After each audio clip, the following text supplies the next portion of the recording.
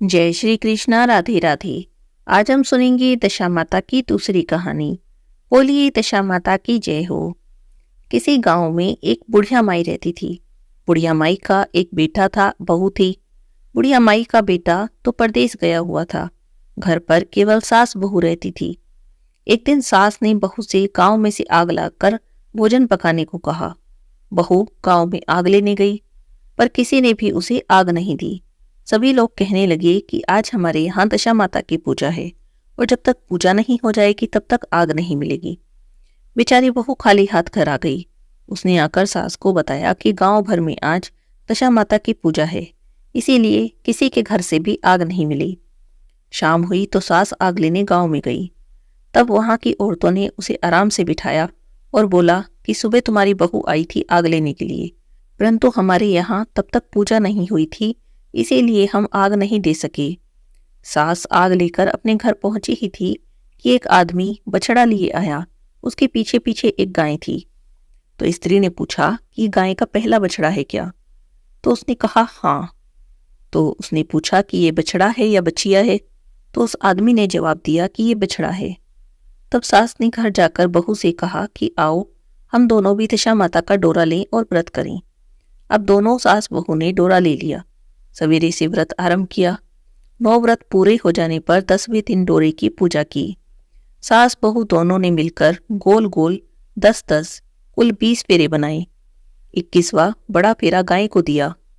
पूजन समाप्त होने पर दोनों सास बहू पारण करने बैठी। उसी समय बुढ़िया माई का बेटा परदेश से लौट आया और उसने दरवाजे पर आवाज लगाई। बेटे की आवाज सुनकर माँ ने मन में सोचा कि कोई बात नहीं, थोड़ी देर बेटा दरवाजे पर खड़ा रह जाएगा। मैं पहले पारण करने के बाद तभी उठूंगी और दरवाजा खोलूंगी। इधर बहू ने आवाज सुनी तो उसे रुकने का साहस नहीं हुआ, उससे रुका नहीं गया। उसने अपनी थाली का अन्न इधर उधर किया और पानी पीकर खड़ी हो गई। जाकर उसने दरवाजा खोल दिया। उसके पति ने पूछा कि मेरी माँ कहाँ है? तो बहू कहने लगी कि वो तो अभी पारण कर रही है।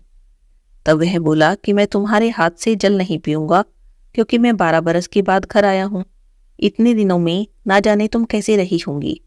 माँ आएगी, जल लाएगी, मुझे देगी, तभी मैं जल पीऊंगा। यह सुनकर तो बहू चुपचाप बैठ गई। थोड़ी देर में बुढ़िया माई ने पारण कर लिया, अपनी थाली धोकर पी ली। तो वो लड़के के पास गई।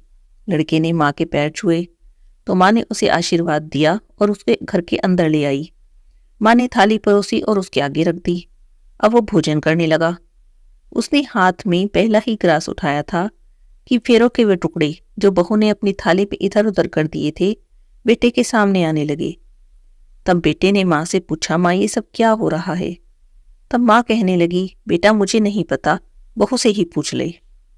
इतना सुनना था कि बेटा तो आग बबूला हो गया और बोला, ऐसी बहू मेरे किस काम की, जिसके चरित्र की तुम साक्षी नहीं हो।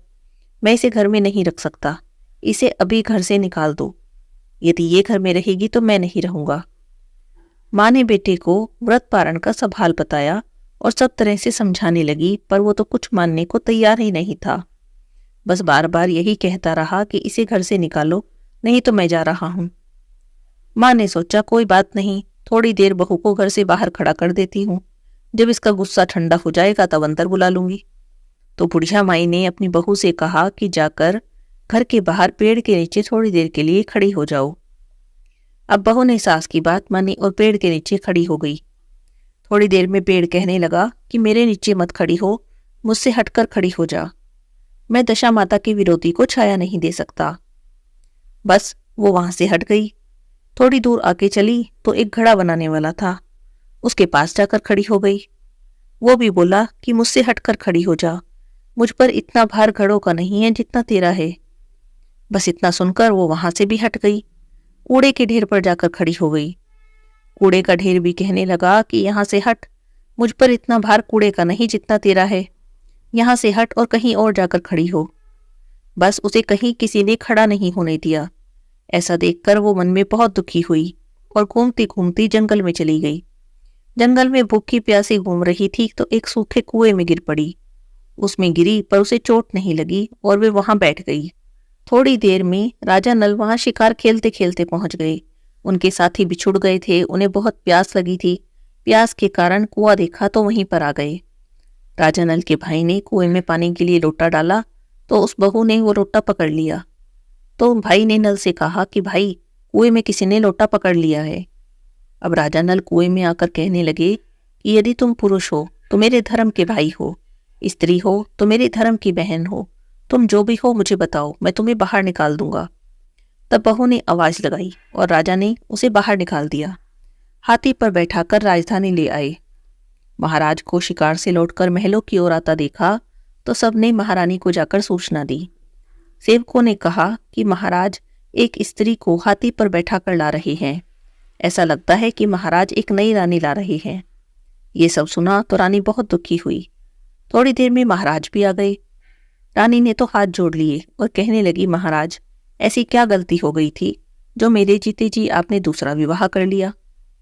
तब राजा नल हंसने लगे और कहने लगे, ये तुम्हारी सौत नहीं है बल्कि ननंद है, मेरी धर्म की बहन है। तुम उसके साथ अपनी सगी ननंद जैसा बर्ताव करना। इतना सुनते ही तो रानी का मुख प्रसन्नता से कमल की भांति खिल गया। वो कहने लगी, अब तक मैं ननंद का सुख नहीं जानती थी, अच्छा हुआ जब मुझे भाग्य से एक ननंद भी मिल गई। राजा ने उसका नाम मुंह बोली बहन रख दिया। उनके लिए एक अलग महल बनवा दिया। अब तो बहू के दिन सुख से बीतने लगे। एक दिन राजा की घोड़ी के बच्चा हुआ तो राजमहल की स्त्रियां बधाई के गीत गाने लगी। मुंह बोली बहन ने अपनी दासियों से पूछा कि बाहर जाकर पता करो किस बात की बधाई गाई जा रही है। तब दासियों ने पता करके बताया कि महाराज की घोड़ी ने एक अच्छी घड़ी में एक उत्तम बछड़े को जन्म दिया है, बस उसी की बधाई गाई जा रही है। तब मुंह बोली बहन ने पूछा, क्या घोड़ी ने पहली बार जन्म दिया? तो दासियां कहने लगी, हाँ। तो मुंह बोली बहन महारानी के पास गई और कहने लगी, आओ भाभी रानी, हम तुम दोनों दशा माता का डोरा ले लें। रानी ने पूछा, ये डोरा क्या होता है, मुझे ठीक से समझाओ, और दशा माता कौन है? तब वो बोली कि दशा माता के व्रत का नियम है कि पहल जब गाय, घोड़ी या स्त्री के प्रसव की खबर सुने तो डोरा लेकर व्रत आरंभ करें, 9 व्रत करें और 10वें दिन डोरे का पूजन करके विसर्जित करें। इसी के साथ उसने पारण के नियम भी बता दिए। तब महारानी कहने लगी, भाई तुम्हारा व्रत तुम्हें ही पले, मैं तो पूरी और दूध खीर खाने वाली हूँ। रानी महारानी भला कहाँ ये व्रत करती हैं, ऐसा खाना खाए मेरे दुश्मन। तो वो बोली, भाभी मुझे जो चाहे कुछ भी कह लो, पर व्रत के संबंध में कुछ न कहो। मैं इसी व्रत के उल्लंघन के कारण मारी मारी फिर रही हूँ और फिरते फिरते आपके देश आ गई हूँ। तब महारानी बड़ी उदासीनता से कहने लगी, अरे मुझे क्या पड़ी है, तुम्हें जो अच्छा लगे वो करो, मैं तुम्हें मना थोड़ी ही कर रही हूँ। अब बहन ने तो श्रद्धा से डोरा ले लिया, 9 दिन तक व्रत किया, 10वें दिन पूजा की, गोला फरा बनाए, शाम हुई तो पारण करने बैठी। उसी समय उसके पति को अचानक उसकी कुछ प्रेरणा सी हुई। वो अपनी माँ से आज्ञा लेकर अपनी पत्नी को ढूंढने चल दिया। घूमता घूमता राजा नल की राजधानी में पहुंच गया। उसने अपनी पत्नी का पता लगाना शुरू कर दिया। कुएं पर कुछ औरतें बातें कर रही थी। एक कह रही थी कि राजा की मुंह बोली बहन बहुत ही सुंदर स्त्री है, आजकल उसी का किया सब कुछ होता है। तब दूसरी बोली कि वह सुंदर होने के साथ साथ धर्मात्मा भी है, जब से आई है तब से सदा व्रत खोल रखा है, उसके दरवाजे से तो कोई भी व्यक्ति खाली हाथ नहीं लौटता। तीसरी बोली कि जैसी धर्मात्मा है वैसी ही सदाचारिणी भी है। चौथी बोली सदाचारिणी और सर्वप्रिय है, सारी प्रजा उससे बहुत प्रेम करती है। पांचवी कहने लगी, ये तो सब सही है, पर अब तक ये पता नहीं चला कि कौन है और कहाँ से आई है। उन औरतों की बातें सुनकर वह साधु का वेश बनाकर राजा नल की मुंह बोली बहन के महल के द्वार पर जा पहुंचा। वहां उसने भिक्षा के लिए आवाज लगाई तो द्वारपाल भिक्षा देने लगा। उसने कहा कि मैं तुमसे भिक्षा नहीं लूंगा, भिक्षा देने वाली स्वामिनी अपने हाथों से भिक्षा देगी तभी ग्रहण करूंगा, नहीं तो मैं जा रहा हूं। तब द्वारपाल कहने लगा कि इस समय वे दशा माता की व्रत करके पारण कर रही हैं, पारण समाप्त हो जाए तभी तुम्हें भिक्षा दे सकती है, अगर तुम इंतजार कर सको तो कर लो। वो चुपचाप एक तरफ बैठ गया और इंतजार करने लगा। पारण करने के बाद वह मुट्ठी भरकर मोती लेकर आई।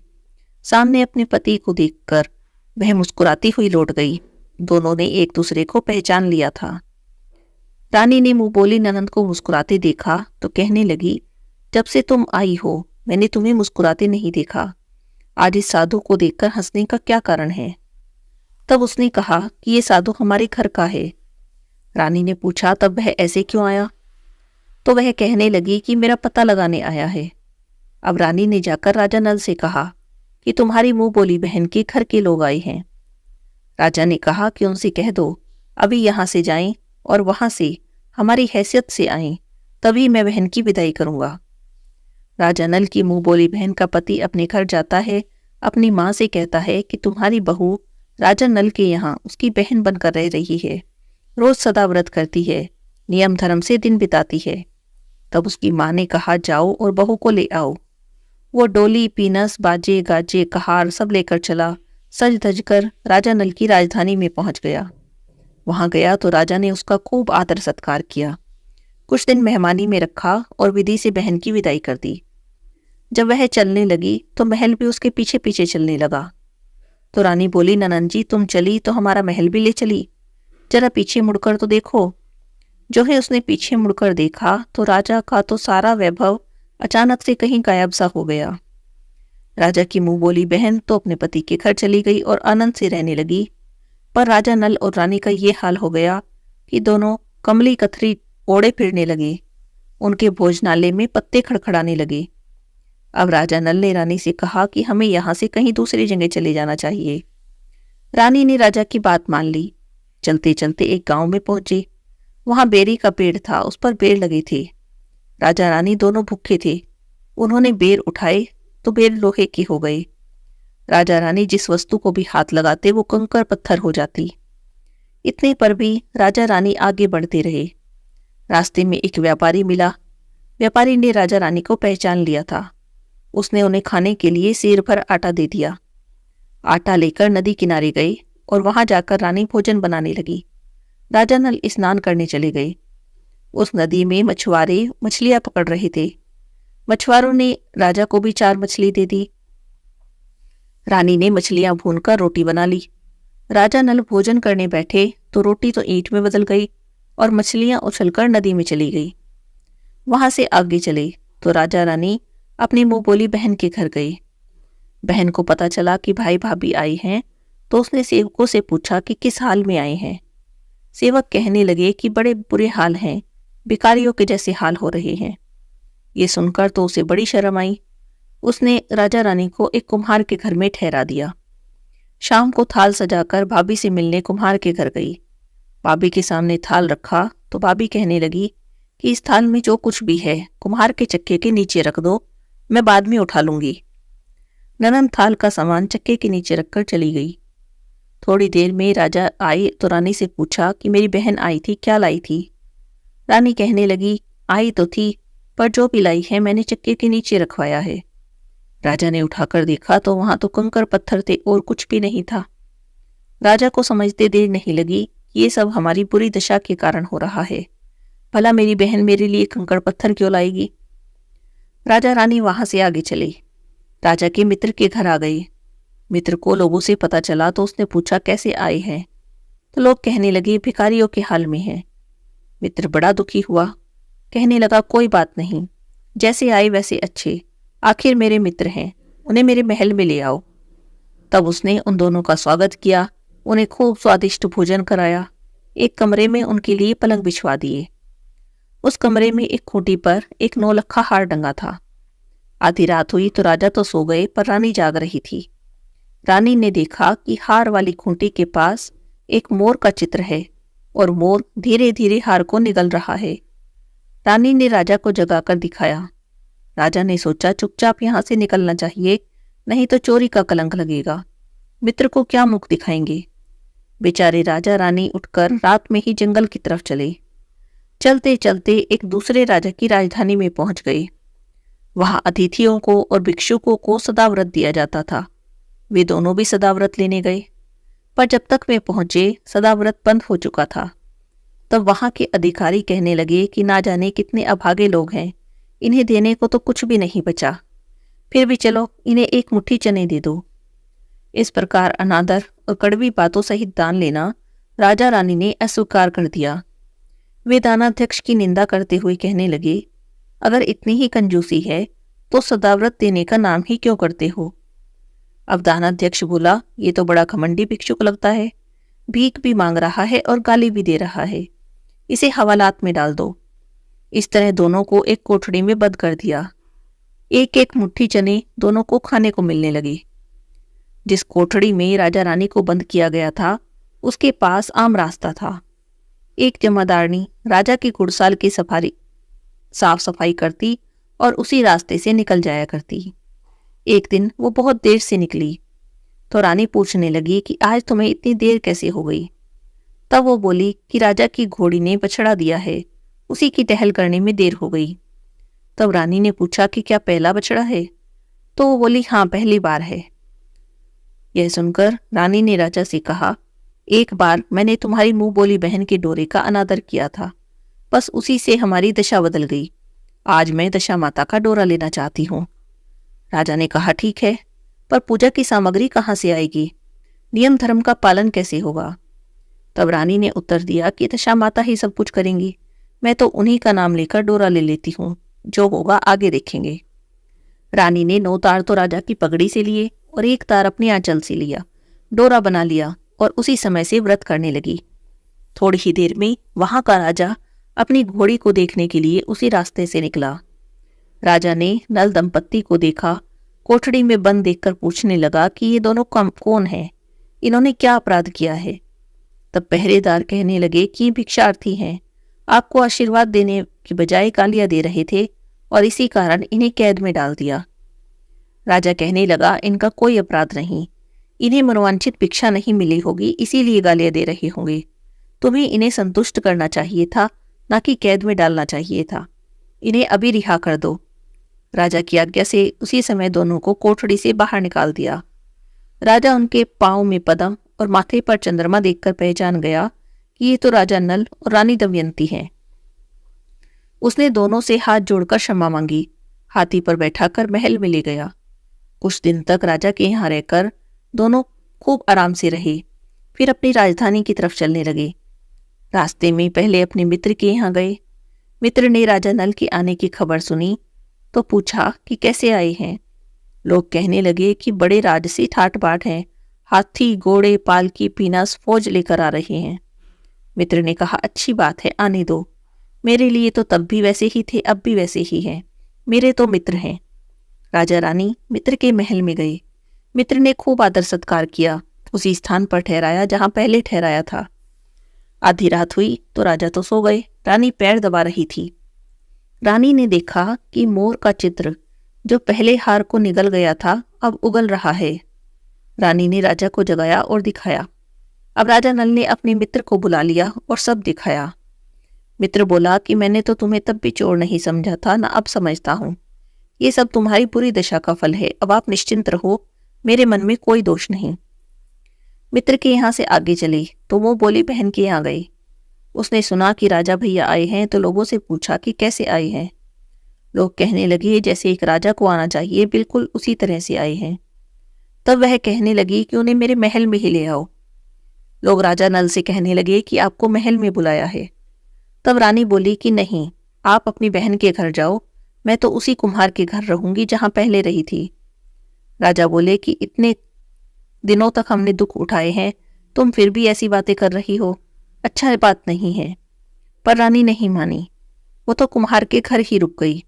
राजा बहन के घर आई। शाम को राजा की बहन भाभी के लिए थाल सजाकर कुम्हार के यहाँ आई। उसने भाभी के सामने थाल रख दिया।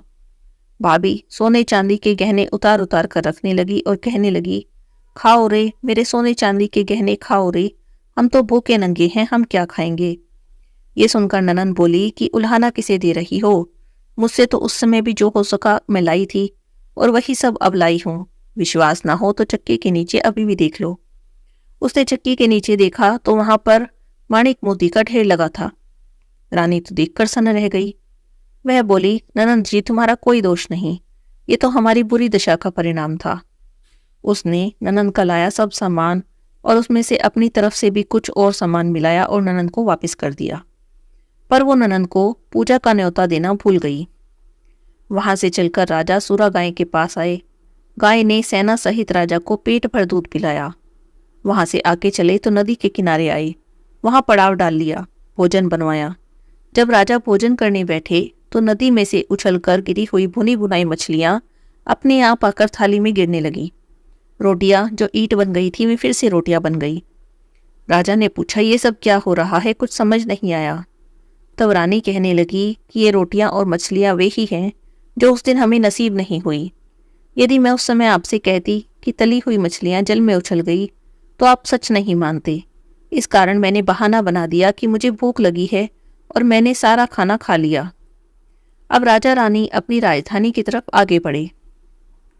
राजा की फौज अपनी राजधानी के पास पहुंची तो वहां के लोगों ने समझा कि हमारे राजा नहीं हैं, इसीलिए दूसरे राजा ने राजधानी पर आक्रमण कर दिया। वे तो बहुत घबरा गए। तब वहां के लोग नजराना लेकर राजा के पास आए। पर ये क्या, ये तो अपने ही राजा हैं। लोगों की प्रसन्नता का तो ठिकाना न रहा। श्रद्धा भक्ति के साथ महाराज को आगे करके उनके महल में गए। राजा रानी ने महल में प्रवेश किया। रानी ने तुरंत ही दशा माता की पूजा का प्रबंध किया। उसने उस पूजा में नगर की सब सौभाग्यवती स्त्रियों को बुलाया। भगवती के भोग के लिए सब प्रकार के पकवान बनाए गए। आटे की 10 बत्तियां बनाकर 10 शक्कर की गुंजियां, 10-10 अठवाइयां सुहागिनों के आंचल में डाली। सुहागिनों का श्रृंगार करके दशा माता की पूजा आरंभ की। कलश स्थापित किया और दीपक जलाने लगी, पर उसकी बत्ती नहीं जली। बहुत कोशिश कर ली लेकिन दीपक जल ही नहीं रहा था। तब पंडित कहने लगे कि कोई न्योता पाने वाला न्योतने को रह गया है, उसे याद करो, उसके आने पर ही ये दीपक जलेगा। तब रानी खूब सोच विचार करने लगी और कहने लगी, अरे मेरी तो ननद न्योतने से रह गई। तब पंडितों ने कहा, उसे फौरन बुलाओ। तब राजा ने अपना दुरतगामी रथ भेजा और अपनी बहन को बुलवाया। उसके आते ही कलश का माणिक दीपक प्रज्वलित हो गया। बड़ी धूमधाम से दशा माता की पूजा की गई। अंत में सुहागिनों को भोजन कराकर विदा किया गया। बस उसी समय से राजा ने राज्य में आज्ञा जारी कर दी कि मेरे राज्य के सभी लोग दशा माता का व्रत किया करें और पूजा किया करें। हे दशा माता, जैसे आपने राजा नल के दिन फिरे उसी तरह सब पर अपनी कृपा बनाए रखना। बोलिए दशा माता की जय हो।